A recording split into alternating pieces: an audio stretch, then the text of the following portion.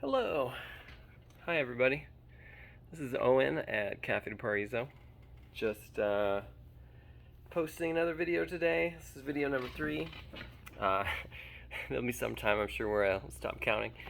But yeah, I wanted to say hello again, show off my fancy hair, my fancy green sun sleeves, and check in. I think today I'd like to talk about um, what is coffee roasting. Just kind of the basics, like how do you roast a bean? What the heck is that? Um, why do we roast coffee beans? Um, I'm not gonna do like a history thing necessarily on it. I'm just gonna kind of get into the basics of starting with a little green thing. Let me grab some beans. Let's see. Scoop some beans out of the bag. We'll scoop lots of beans out of the bag. Oh yeah. Here we go. Check this out. So, these are coffee beans in a big metal scoop. Kind of overfilled this, but so these are my Brazil natural beans. They're from Brazil. Let me grab a couple of these. Show you guys what the heck. What is this? I get these coffee beans, these green beans. I buy them from importers. Importers purchase them from countries of origin. Like in the case of those Brazil beans, there was farms in Brazil that aggregated their beans in a bunch of farmers in a city in Brazil. They usually have these cooperatives. They pool their beans together. It's more efficient to have them all processed in one location so that not every farm has to buy all the equipment. Then they will, when I say process them, they'll squeeze these little seeds out. You can see these. They'll squeeze these little seeds out of the cherry in the coffee plant, and then they will do different processes of washing them, letting them sit, letting them do some natural fermentation, and then they will lay them out at least in Brazil, they'll lay them out on these big cement paddocks, dry them, put them in these bags. Sometimes, if it's a higher quality bean, they'll take the step to put them in these like plastic bags, like Ecotech Grain Pro, basically to kind of prevent any outside moisture or like something spills. They don't get damaged as much. If it's a higher quality bean, they'll usually do that. The lower cost beans, more closer to commodity level beans, but even for specialties, still they will just throw them in these burlap bags. A lot of the bags behind me are just straight burlap, like this one here, for example. That's the Guatemala bean.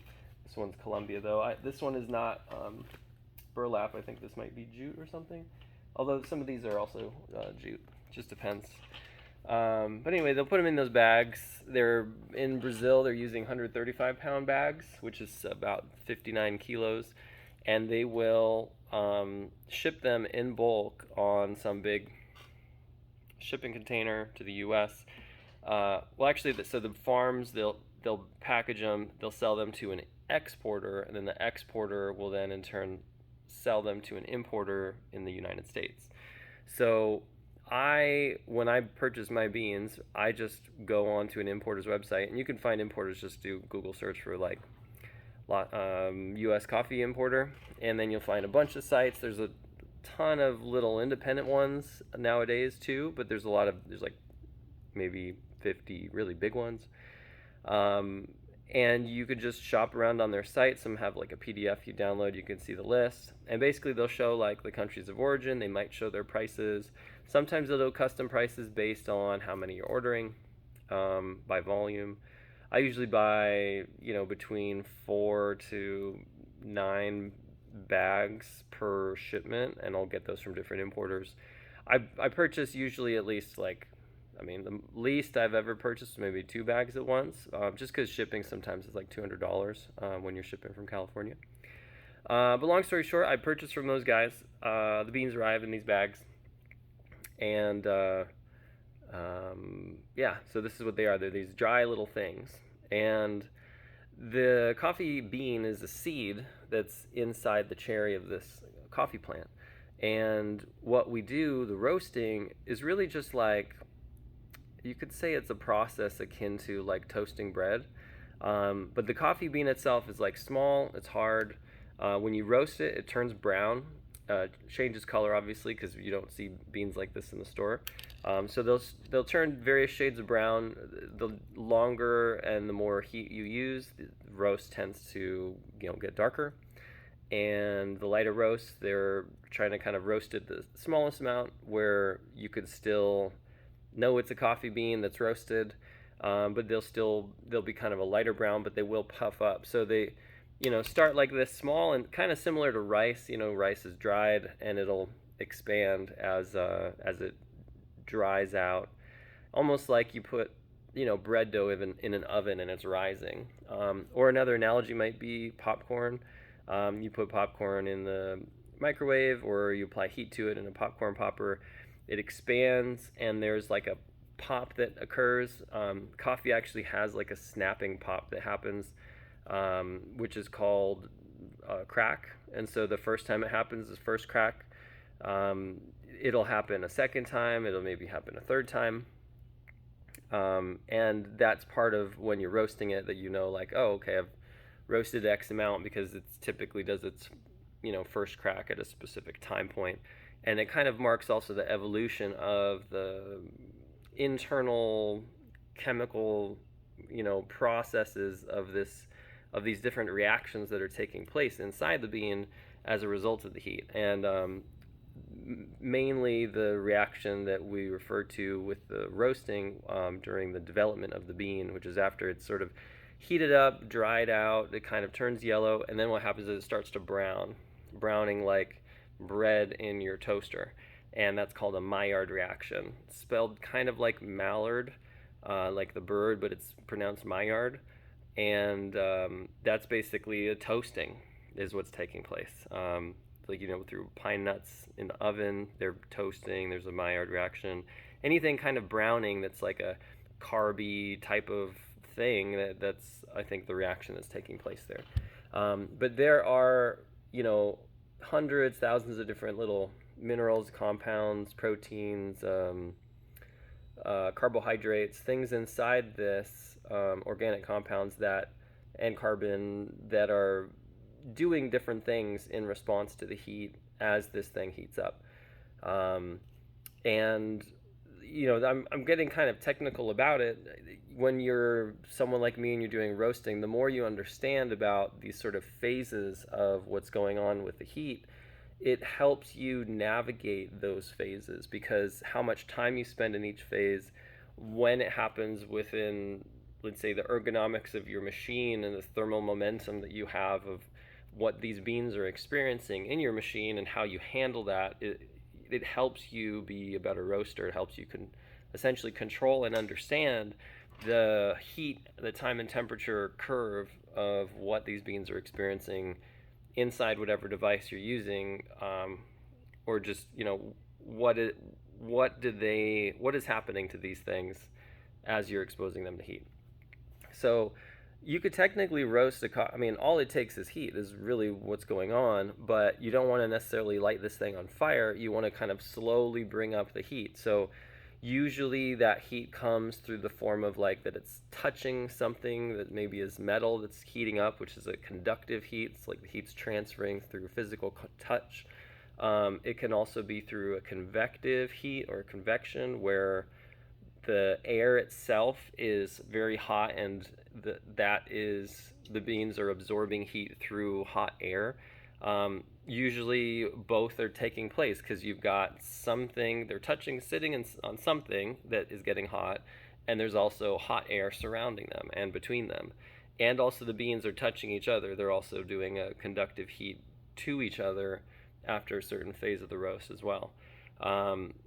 So there's just so many little factors to it. But basically, if you want to roast your own coffee, all you have to do is have some way to apply heat. So I've seen some really creative things on YouTube where people have a coffee can and they put a little metal fin inside it, and all they're doing is they're rotating it. They maybe use a power drill or something to kind of automate it. They put a rubber band on the power drill's trigger, and it's sitting on some type of long spit, some big metal pole that is rotating on an axis, which is the pole, and then they have maybe a little camping stove underneath it or something.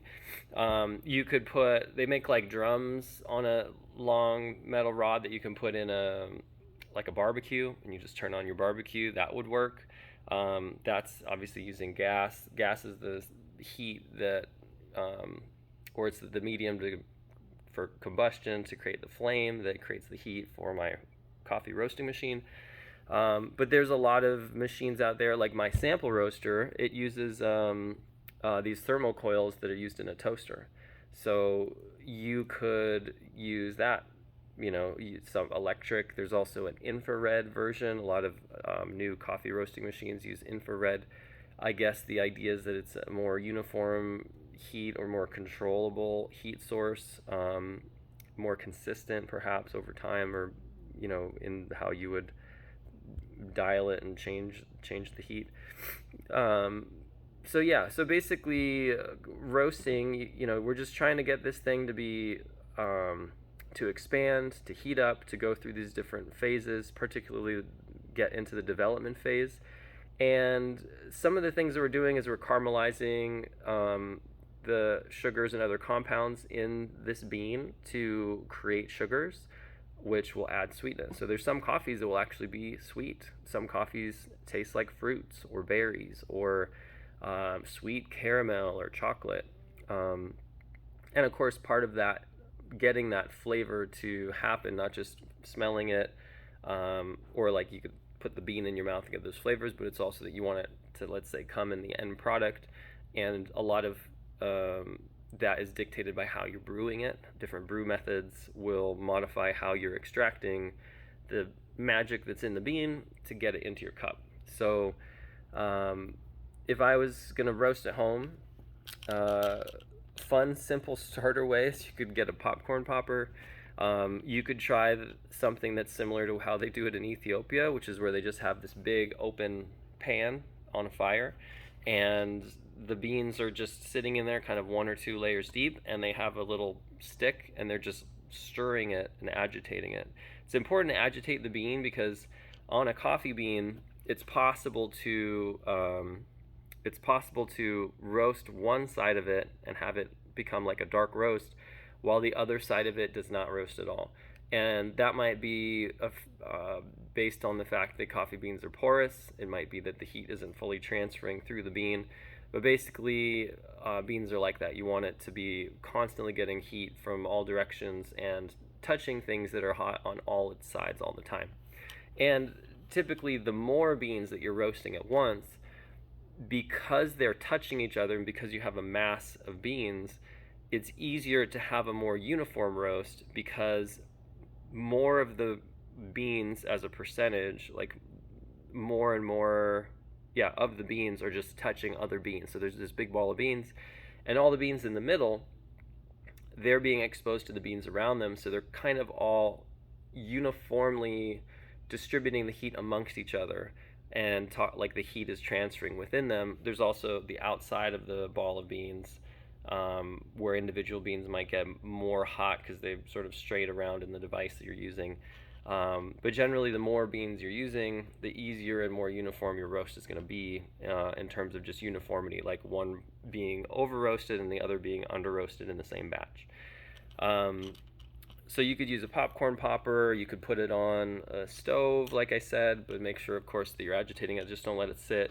You could do it in the oven, but again, too, you want to do things that make it so that the same amount of heat that they're getting from touching a hot piece of metal underneath them is also happening above them. So if I was going to roast in an oven that way, I would maybe have some layer of, let's say, like some cooking pan sheet, maybe a tin foil, beans on top of that, and maybe another layer of tin foil on top. Or instead of a baking pan below it or sheet, I might use like a wire mesh, so there's even less contact on that tinfoil on the bottom, and then I have tinfoil beans and tinfoil layer on top.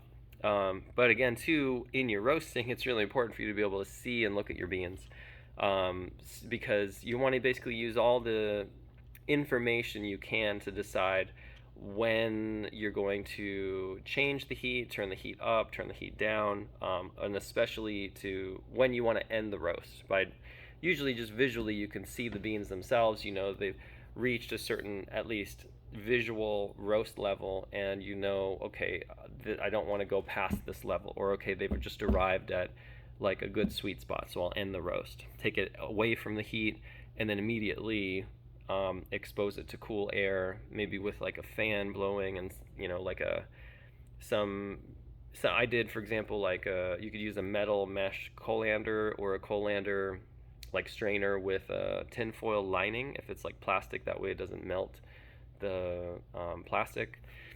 Because the beans, I usually, my roast, for example, on my machine, I'll use my sample roasting machine as an example because it does only half-pound batches.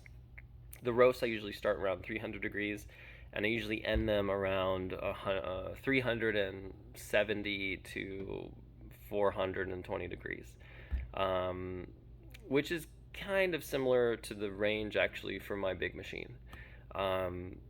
But you know, every bean is different. The longer that the beans are exposed to heat, in general, there's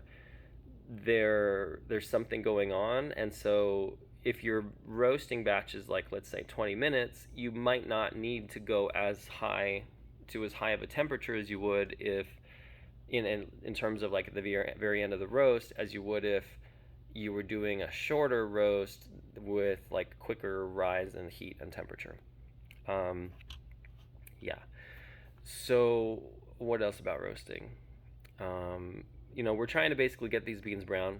We're trying to puff them up, and you know, it's not about doing something perfect. It's really about doing something that you can do consistently. And when I say that, it means like each step you take in terms of like, how many beans am I using? What is the ambient temperature of the device and the room I'm in?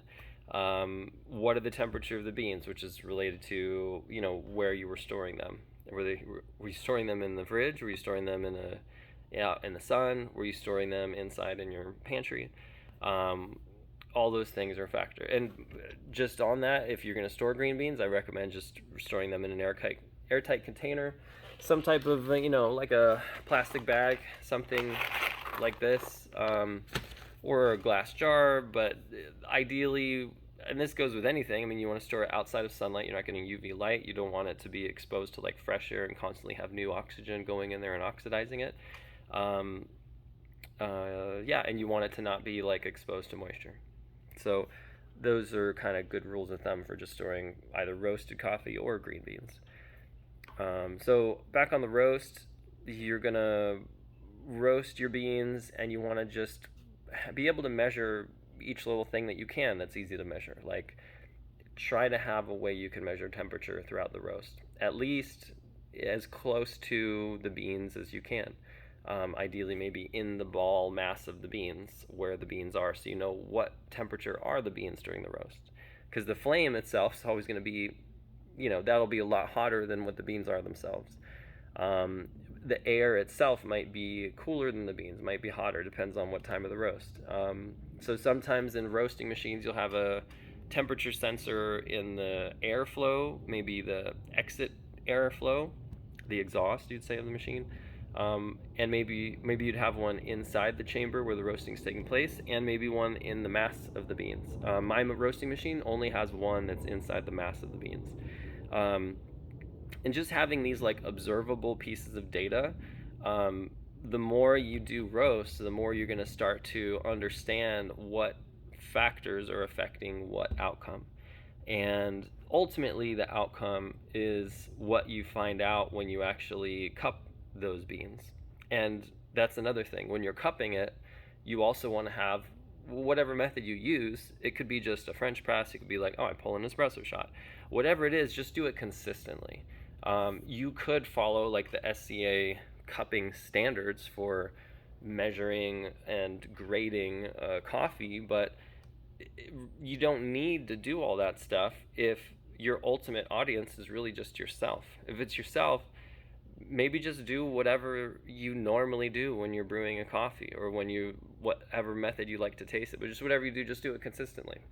um, or if you're trying to sell a coffee to someone like a friend, and you know they're using it for espresso, maybe then cup those beans like by pulling an espresso shot to see what it tastes like. You just need to know what did I just make, and then once you have that data, you can then write that down next to that batch of coffee. Maybe you've got a piece of paper spreadsheet, maybe you've got it written down somewhere, maybe you've got some software that's showing you the data for the batch. But just record that information as part of essentially your testing of that bean. So now you got the batch to come out a certain way. Okay, so what do you think about it? Do you want to roast it darker? Do you want to roast it lighter? What are the flavors that are coming out? What is the acidity level? What is the mouth feel? Is there a finish to it? Is it thicker or less thick in your mouth, like watery versus more viscous?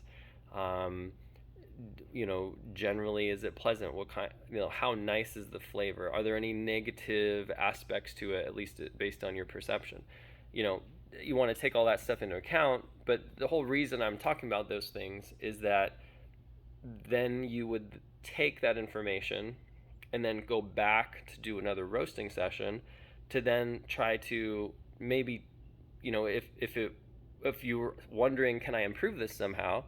Well, then you might experiment with doing another batch and finding what you could change. How do I make this better? Should I make the first crack happen at a different time? Should I make the yellow point happen at a different time? Should I record the time and temperature in finer increments? Like if you're using a pen and paper and you're writing the time and temperature down throughout the roast, maybe instead of writing it down every minute, maybe you should write it down every 30 seconds or every 15 if you want to get really precise. But I would say one of the biggest factors in terms of roasting for consistency, just to kind of have your thing dialed in so it's easier to do these experiments where you're changing one factor, is to try to dial in the beginning process of your roast as quickly as possible. It's essentially the top priority. If you're constantly changing what you're doing at the very beginning of each roast, it's going to be very difficult for you to know, what changes at the end are going to take place, because roasting a coffee, in terms of the time and temperature curve, it's a lot like flying an airplane as an analogy, or driving a car. Airplanes may be better because you've got like altitude is like your temperature, and then you've got your airspeed, and they both are dependent on each other. And anything that happens in the beginning of your route may have an impact on where you're going to be at some time in the future. So it's just easier because in terms of chain of events, what happens at the beginning always affects the end, but what happens at the end never affects anything before it. So figure out some method, something to try, and just sort of stick with it in the beginning, or do some sort of generic versions of roasting and try to tweak the beginning. But that might take 100 roasts to kind of dial in, and that's not wrong and it's not bad. It might just be the natural thing where you're going to be learning a lot as you go, and you're going to start to think of new methods to measure the temperature, or to apply the heat, or to maybe you get faster and more efficient at getting the beans into the device, or maybe if you're doing multiple roasts in a row, that you're changing the amount of time and the things that you do between the roasts, such as you're faster at cooling off the last batch and being able to start another batch sooner, which may, depending on your ambient temperature of where you're roasting, maybe prevents the machine from losing heat. Or you do something to maybe help insulate the machine that you're using to roast, or the device, so that it's not losing heat during the roast. Or maybe your struggle is just trying to get enough heat to do a roast in the first place. And I think that's going to happen mostly if you're doing in some type of open air roasting method. And my recommendation is do something to try to keep the heat in even the air, because if there's just new, fresh, cool air coming in, that's going to cool it down really fast. Just like blowing on a hot coffee, it's going to cool it down way faster than if there was a lid on there, right? So anything to insulate the heat, to make the thing more consistent, less wily in terms of temperature, and have some methodology that you can follow, not just during the roast, but between batches, that help make it more consistent. Or maybe just if you're just doing one roast a day, that you have like a ramp up process that makes it consistent. So anyway, with roasting, yeah, so the idea is we're making these beans brown, we're getting them to puff up, we're gonna hear first crack. Almost everybody's gonna hear a first crack. If you don't hear a first crack, that's okay. It doesn't mean you're doing it wrong, but it might mean that you're not applying enough heat to the bean in a short enough amount of time. If your roast is taking like 17 to 20 minutes or more, it might just not be cracking because there's not enough violence in happening all at once to make the bean do the crack. I've had some roasts where if it's like a really slow, very slow increase in the temperature over 20 minutes, you might not hear any first cracks at all. It might not do that pop. Doesn't mean you can't then cup it, taste it, and enjoy that coffee, but that's just what happens. Whereas if it's like tends to be a faster ramp up of heat, you're probably going to hear really loud first cracks, and they're probably going to happen really early. They might be happening at like 3 minutes or 4 minutes in. As sort of a general rule of thumb, I've seen some roasters say it's good to do like at least on a small batch sample roasting to try to have your first crack happen around 6 minutes, and then have a development time of somewhere between 1 to 2 minutes after that before then you drop the beans. If development time is 2 minutes, but you're hitting where you want it to be like immediately after that first crack, it might be that your temperature is too high. Maybe that the reason why that 2 minute development happens is maybe the temperature is dialed back slightly, so it's still going up, but it's not going up fast. It's going like this, which is a methodology I tend to follow with my roast, is that after first crack occurs, I kind of let it have a little bit momentum into first crack, but then I try to kind of slow it down, and what that does is it stretches out the amount of time that the beans are hanging out in that development phase, where there's a development taking place after first crack that is caramelizing sugars in the bean, but you're not going so hot that you're over roasting your coffee, at least in relationship to the target you're trying to hit. So there's a lot of different factors in this. It gets sort of complicated sometimes, but you shouldn't let that take away the magic and the fun of just throwing some beans in something hot, watching what happens, and then getting to a place where you think that it's good, and then taking them off the heat, cooling them down as quick as you can in a reasonable way, and then cupping and trying that coffee. And it's kind of the joy of roasting, is it's sort of every batch is different. No matter how consistent your machine is, there's always some factor that's different. Ambient temperature is a little bit different. The speed at which the beans went into the machine were a little different. The temperature of all the metal and all the parts of the device you're using to roast the coffee, that temperature is a little bit different when you start it. So, I mean, in general, you want to get your roast to be as consistent as possible in terms of your processes and methods, so that roast to roast, batch to batch, it's going to be all consistent. But anyhow, so roasting coffee, it's a lot of fun. Throwing green beans in a big machine, making them brown. They puff up, double in size. They lose weight due to moisture loss. You throw in, 2 pounds of coffee into something, and you're not going to get 2 pounds out. You're going to get 2 pounds minus, 13% or 18% of its weight.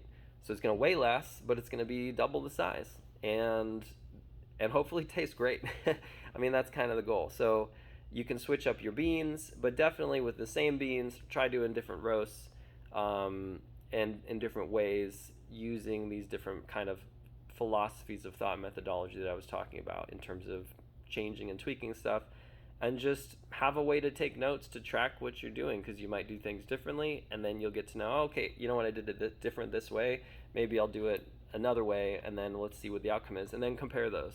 And ideally you do like the batches on one day. Always wait at least 24 hours before cupping, ideally maybe 48 hours, and then cup that coffee. You could of course cup it the same day if you want to, but the thing is, it's some coffees don't really get a fair shot at their flavors until at least 24 hours, where there's like a lot of the really violent degassing has already taken place. So cup the coffee. Usually when we're cupping, the way that sort of the professionals tend to do it is where you have like a 7 or 8 ounce glass, see-through glass, and maybe it's got like kind of a wider mouth on top, kind of this shape-ish, little stout thing, and you put about 13 grams of coffee ground, ground for like, it's slightly more coarse than medium drip, and you pour in the hot water immediately on each cup that you're using. So timing wise, all these different coffees that you're cupping at the same time all get exposed to the same water with just a couple, maybe like 10-15 seconds different in terms of timing. They all get the water fresh off the boil. After the water stopped like bubbling and the water still, then you just pour. You pour to the top of the glass, and then you let it sit for 4 minutes without touching it. Hopefully you've poured the same amount of water in each glass, and then you take a spoon and you can push away the grinds, and you can be smelling it as you do that.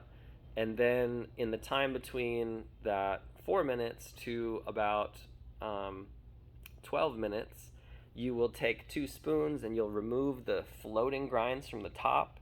And the benefit of that, and of course rinsing the spoons between each different cup so you're not cross-contaminating coffee to coffee. And then now you've got these nice little cups of coffee, and you can see it from the side, and you smelled it when you moved the grinds, and you clean the grinds off the top. Then you use like clean spoons, and you get some coffee and you sip it, and you sip it violently and fast, and that kind of, it means you don't have to drink as much of it, because it's still going to be hot even after 12 to 14 minutes. So you sip it, but because you're sipping it violently, what's going to happen is almost like a flute. Like you don't really touch the circle in the flute. You don't even have to touch the spoon to your, inside of your lips, just sort of near your lips, and the coffee's going to get sucked into your mouth. And because you're sucking violently, it's going to splash everywhere in your mouth. So just a little bit of coffee touching all the surface areas of your mouth, and also getting more surface area for it to vaporize in your mouth, so you get more of the parts of the coffee that are like volatile and become a gas. And now when you breathe out your nose, you're also going to smell it really good. And so doing that is how we do a cupping. Almost the louder the louder and more violent you're sipping, and the less coffee that's coming in your mouth, a little bit the easier the experience is going to be, maybe the more data you're going to get for using the least amount of coffee. And also you'll be less likely to burn yourself when you're doing the cupping. And then you would take notes on what your thoughts are on each of the coffees, and of course you again sanitize your spoon before going to the next one. But so that's cupping, which is usually what you do if you're going to test a coffee that you roasted to see, hey, what's this taste like? And you can look up, if you want, like coffee tasting, grading chart or cupping chart, which has like 10 different factors. You could use just 8 of them if you want. Like usually an 8 is kind of like right down the middle, where there's not something negative, but there's not something like really positive happening. And you just want to try to find some consistency in there.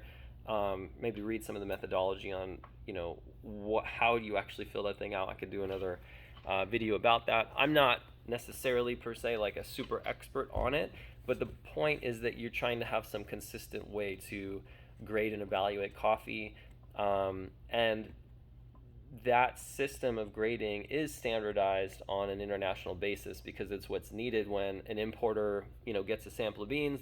They try it and cup it, and they know they want to buy it, and that way they're able to know, okay, this is what it's tasting like, this is the grade of this coffee, and then when they order the actual bulk of, like, you know, $1 million worth of green beans from some farm, they're able to cup it and verify, yeah, this is the same exact bean that we got, because it's got the same flavors, same exact qualities across the board on all these 10 different factors.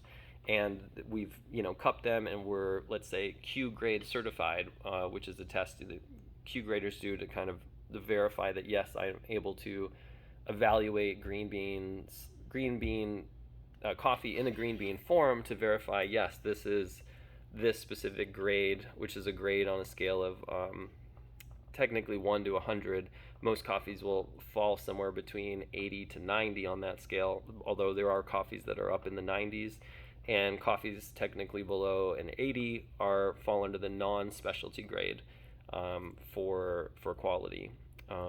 But so most beans that are like Arabica that are on sale that you'd find usually fall somewhere between the scale of 80 to 90. Typically they'd be somewhere between, let's say, like an 80 to like an 84 on the scale. But yeah, so you'll see if you're buying green beans from someone, there'll be coffees on that point scale. But again, too, like, all coffee and roasting are you know, vary, and you can take a coffee that has a certain quality to it, and you might be able to roast it and actually make it taste better than the actual grade that it got.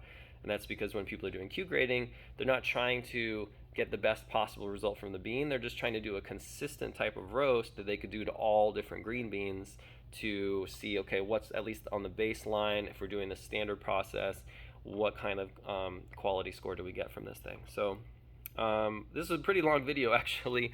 I didn't mean to make it this long, but if you're still here to the end, you guys are a champ. Super appreciate you, and you must be like way into coffee, so you're my kind of person, and I hope you follow me on this journey, and like this video, subscribe, share this with your coffee nerd friends or people who are really wanting to understand coffee more, and something that they maybe are consuming on a daily basis and want to kind of nerd out or just, you know, have fun, learn about different aspects of it. That's what I want to do here, and I'd love to know your questions about coffee so I could answer those specifically in a short video, make it real easy and fun, and continue this coffee journey. Thank you so much, guys. Have a great day.